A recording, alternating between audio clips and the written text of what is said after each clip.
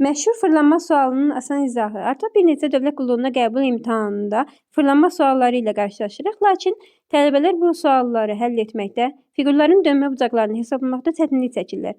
Gəlin görək necə asan hesablayarıq.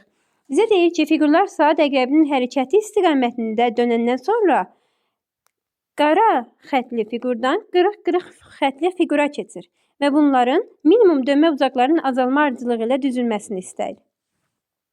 Gəlin birinci fiqurumuzdan baxaq. Fiqurların hər hansı bir hissəsini özümüz üçün nümunə götürürük. Bu beşbucaqlı fiqurun baş hissəsi qara fiqurda burada idi. Qırıq-qırıq xətli fiqurda isə bura keçir. Nə qədər dönür? Əgər fikirləşin, bir xətt ilə çəkirəm. Buradadır. Bəs bura keçsə, hardan hara keçdi? Diqqətlə baxın, bir də çəkim. Baxın, buradan bura keçdi. Fikirləşin. Buradan bura 180-dirsə, düz xəttir. 180-dirsə, digər qırıq balaca hissəni də 35 dərəcə olaraq, 45 dərəcə olaraq götürsək, bizə 135 dərəcə verər. Təxminən, təbii ki də bu dəqiq deyil, təxminən 135 dərəcə. Keçirik ikinci fiqurumuza. Hər hansı bir hissəsini götürürəm. Misal üçün, bu bucaqdan bura keçir. Bir balaca hərəkət edir. Saat əqrəbinin hərəkəti istiqamətində. Buranı da təxminən 45 dərəcə götürərəm. Keçirik üçüncü fiqurumuza. Deməli, bu fiqur əslində hər tərəfi bərabər olan bir fiqurdur.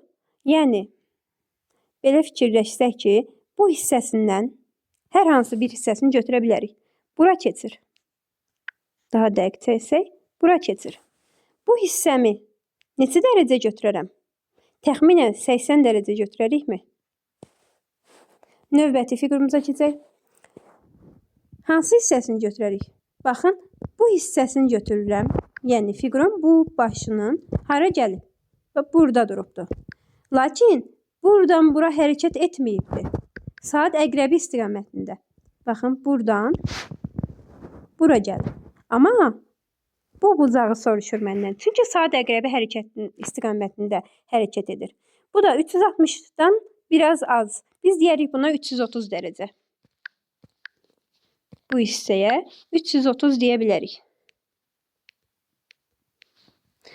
Və son fiqurumuz. Son fiqurumuzun bu hissəsini götürsək, təxminən, bəs qırıq-qırıq da bura hardadır? Bax, buradadır.